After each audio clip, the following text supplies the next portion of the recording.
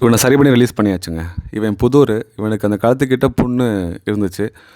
வீடியோவில் பார்க்கும்போது அதிகமாக தெரிஞ்சிச்சு. சரின்னு சொல்லிட்டு போய் தூக்கிட்டு ஹாஸ்பிட்டலில் க்ளீன் பண்ணும்போது பார்த்தா ரொம்ப டீப்பாக உள்ளே போல், மேலே மட்டும்தான் அந்த லேயர் போயிருக்கு. 1-2 புழு தான் இருந்துச்சு. சரின்னு சொல்லிட்டு ஆப்ரேஷன் கருத்தில் பண்ணாமையும் இருந்தான். அதையும் சேர்த்து பண்ணிடுவோம். எப்போ இருந்தாலும் சேம் ஆன்டிபயோட்டிக் தான் கொடுக்க போகிறோம். அது போக புண்ணுக்கு மருந்து போடுவோம். போஸ்ட் கேருக்கு ஒரு 5 to 6 days ஆகும்.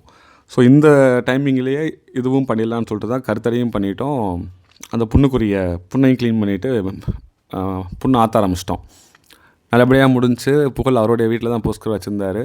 ஏன்னா அவர் பக்கத்தில் புதூர் தான், அவர் அந்த ஏரியாவில் தான் அவரும் இருக்கார், பக்கத்து ஏரியாவில். தெரிஞ்சு சொல்லிட்டு நேற்று போய் ரிலீஸ் பண்ண சொல்லியாச்சு. ரிலீஸ் பண்ணிட்டாங்க. இவனுக்கெலாம் வந்து பிகினிங் ஸ்டேஜ்லேயே வந்து நம்ம பண்ணனால ரொம்ப ஸ்ட்ரெஸ்ஸு, அந்த பெயின் ஸ்ட்ரெஸ்லாம் கம்மியாக இருந்துச்சு. விட்டவுடனே அழகாக நம்ம ஏரியாவுக்கு வந்துட்டோங்கிறத நல்லா மூப்பை முடிச்சு கன்ஃபார்ம் பண்ணிவிட்டு எனக்கு வந்து இவன் குடும்பம் ஒன்று இருக்கும் பாருங்க, அது கூட போய் ஐக்கியமாயிட்டான். அந்த ஃபீமேலுக்கு வந்து காப்ரேஷன் பண்ணியிருக்காங்க, சர்ஜரி. பரவாயில்ல, ஒரு வழியாக இந்த ஏரியாவில் இன்னும் அதிகமாகாது. ஆனால் குட்டீஸ் ஆல்ரெடி போட்ட குட்டீஸ் இருக்காங்க. 2 பேரும் 3 பேர் இருக்காங்க போல தெரியுது. அதில் எத்தனை ஃபீமேல்னு தெரியல. அதுவுமே வளர்ந்துக்கிட்டும் பண்ணணும். நன்றிங்க.